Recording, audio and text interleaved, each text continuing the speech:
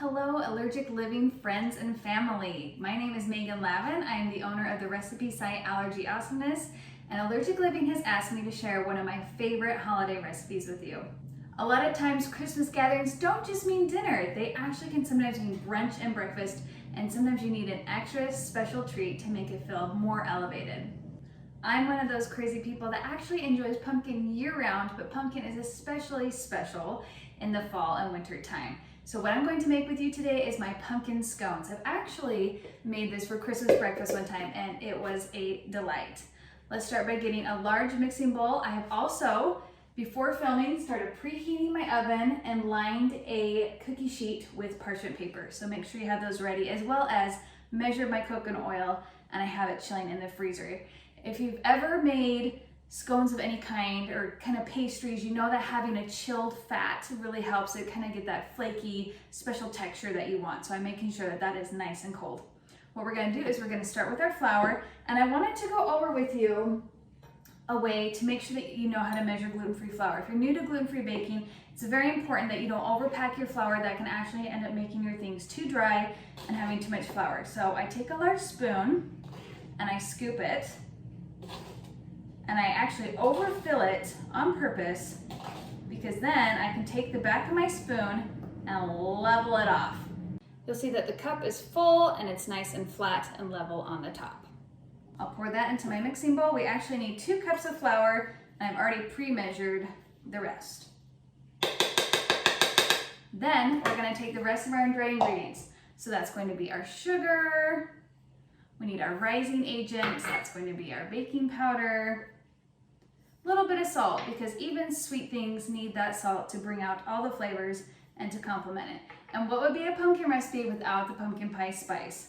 Got to be sure to add that in for those good homey flavors. Once I whisked everything together and it's all combined, I'm going to go ahead and take my chilled coconut oil and add it. And I'm not even fancy. I don't have a pastry cutter. I simply use a fork to work it into the batter.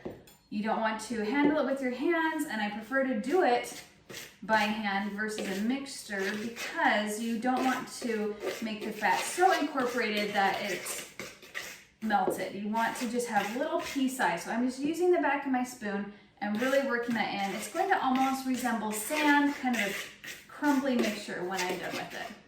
Now, if you're saying to yourself, Megan, even though this is an allergy-friendly recipe, I can't do coconut. Well, coconut is not considered a tree nut. Some people can still not do it. So if you cannot do coconut oil, you could just use a safe shortening. Next, we're going to add our wet ingredients. You can use whatever dairy alternative you prefer. I like rice malt because I feel like it has the least amount of aftertaste and it's nut-free. And then the star of the show, the canned pumpkin. Now make sure that you're using just plain pumpkin puree and not pumpkin pie filling. They can look almost the same in the grocery store, but they are definitely different. I'm gonna stir those in and then add just a hint of vanilla because what are sweet goods without a little bit of that vanilla kick? The mixture is going to feel a little bit dry, but we don't want it over wet. That's what's going to help it be that crumbly, kind of shorter pastry feel that we want to our scone. So you might just want to take a few minutes. I'm using a spatula to really make sure I'm getting the flour along the sides and the bottom. And if it's not perfectly homogeneous, that's okay. We're going to kind of help form it and shape it in the next step. You can see it's still a little crumbly and it's not quite formed into a ball, but that's okay. That's exactly how I want it to look when it's done being mixed. I'm going to take some of this gluten-free flour mix. I'm going to sprinkle it on my clean surface because I need to roll it into those classic shapes. You might ask what gluten-free flour I use. Well, I've got to feed a large family on a budget, so I actually use just the Walmart brand. I feel like gluten-free flours have come a long way, and I'm actually not too picky. That's just the cheapest blend that I can find that already includes xanthan gum in it. If your blend does not already have xanthan, you can just add a teaspoon of it.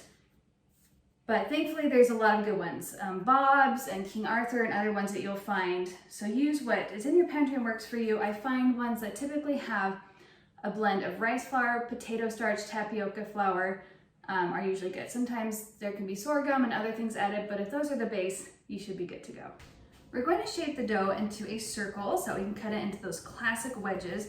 Don't overwork the dough too much. Remember, the warmth of your hands is actually going to warm up that chilled coconut oil, and you want little, almost chunks of oil in it to help form a little bit of the layers and the flakiness in the batter. You don't want it too thick, but also not too thin. You want it pretty uniform. Okay, I think that will do it. The easiest way that I like to do this is I like to use a pizza cutter. You could just use a sharpened knife if you don't have one. And I like to cut it into 8 even pieces. And I don't even mind if the ends aren't perfect. I like it to look homemade, rustic, so that everyone knows there's been love coming from your oven this holiday season. Next, you're going to just pick up each individual piece and set it on your parchment paper.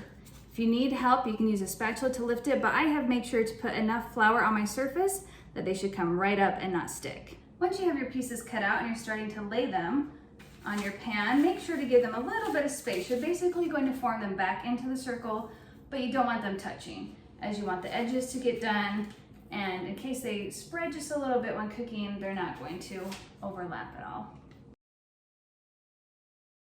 The dough smells so good.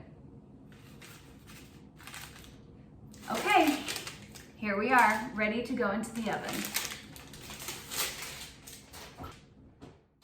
While the scones continue to bake, I'm gonna go ahead and make a glaze.